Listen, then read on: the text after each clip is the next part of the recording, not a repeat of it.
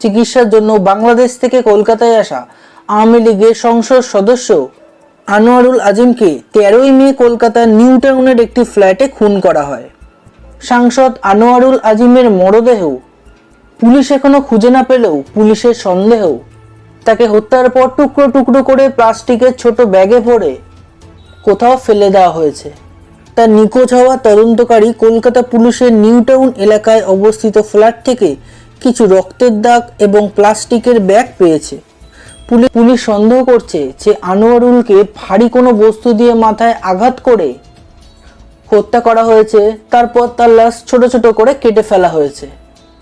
গরমে শরীর যাতে পচে না যায় সেই জন্য টুকরো টুকরো করে বড় ফ্রিজারে রেখে সেই ছোট ছোট টুকরোগুলোকে প্লাস্টিকের ব্যাগে ভরে কোথাও ফেলে দেওয়া হয়েছে। পুলিশের অনুমান এই সমস্ত কাজ 14, 15 এবং 18ই মে করা হয়েছে। বিষয়টি তদন্ত শুরু করেছে পশ্চিমবঙ্গে সিআইডি। তবে এমপির মরদেহ এখনো উদ্ধার করা হয়নি। বাংলাদেশের ক্ষমতাসীন দল আওয়ামী লীগের সাংসদ আনোয়ারুল আজিম কলকাতা সফরে এসেছিলেন।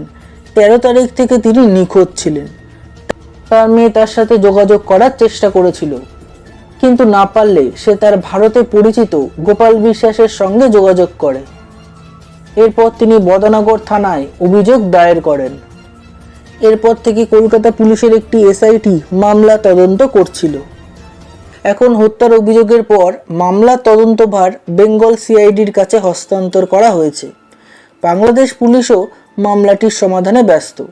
বাংলাদেশের স্বরাষ্ট্রমন্ত্রী বুধবার ঢাকায় এক সংবাদ সম্মেলনে দাবি করেন, বড় পরিকল্পনার একটি অংশ হিসাবে এমপিকে কলকাতার ফ্ল্যাটে খুন করা হয়েছে। লাশ টুকরো টুকরো করে ফেলার সম্ভাব্য দিকটি খুঁটিয়ে দেখছে সিআইডি। আইজি নিশ্চিত করেছেন যে ফ্ল্যাটের মালিক সঞ্জীব ঘোষ রাজ্য আবগারি বিভাগের একজন কর্মচারী, যিনি একজন আমেরিকান নাগরিক আখতারুজ্জামানকে ভাড়া দিয়েছিলেন। সাংসদের সঙ্গে ফ্ল্যাটে 2 জন পুরুষ এবং 1 জন নারীও ছিল। পুলিশ সূত্রে জানা গেছে যে আনোয়ার যে অ্যাপার্টমেন্টে প্রবেশ করেছিলেন তখন তার সঙ্গে 2 পুরুষ ও 1 জন মহিলা ছিল। যদিও সিসিটিভি ফুটেজে দেখা গেছে 15ই মে থেকে 17ই মে পর্যন্ত অজ্ঞাত পুরুষ ও মহিলা একাধিকবার ফ্ল্যাট থেকে বেরিয়েছে, কিন্তু এমপির একবারও দেখা যায়নি। পুলিশের অনুমান, যখনই সেই মহিলা ও পুলিশ ফ্ল্যাট থেকে বেরিয়ে আসতো, এটা সম্ভব যে টুকরোগুলো এমন জায়গায় ফেলে দেওয়া হতে পারে সেগুলি বন্যপ্রাণী বা মাছ সহজেই খেয়ে নিতে পারে, যাতে তার প্রমাণ খোঁজার কোনো সুযোগ না পায়। সিআইডির আইজি চতুর্বেদী বলেন, ফরেনসিক দল ঘটনাস্থল তদন্ত করছে। খুব শীঘ্রই এ ঘটনায় বড় ধরনের কিছু উদ্ঘাটন হতে পারে। সাংসদের একজন পরিচিত গোপাল বিশ্বাস অভিযোগ করেছেন যে একদিন পর তিনি এমপির ফোন থেকে একটি হোয়াটসঅ্যাপের মেসেজ পান। 15ই মে এমপির কাছ থেকে তিনি আরেকটি মেসেজ পান। নিশ্চিত করেন যে তিনি দিল্লি পৌঁছেছেন এবং ভিআইপিদের সাথেই ছিলেন। বিশ্বাস অভিযোগ করেন যে বাংলাদেশে এমপি 17ই মে থেকে যোগাযোগে ছিলেন না।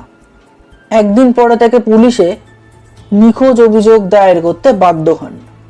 বন্ধুরা, ভিডিওটি কেমন লাগলো কমেন্ট করে জানান। ভালো লাগলে অবশ্যই একটা লাইক করে বন্ধুদের সাথে শেয়ার করে দেবেন। আর চ্যানেলটিকে সাবস্ক্রাইব করে বেল আইকন অলে ক্লিক করতে ভুলবেন না যেন।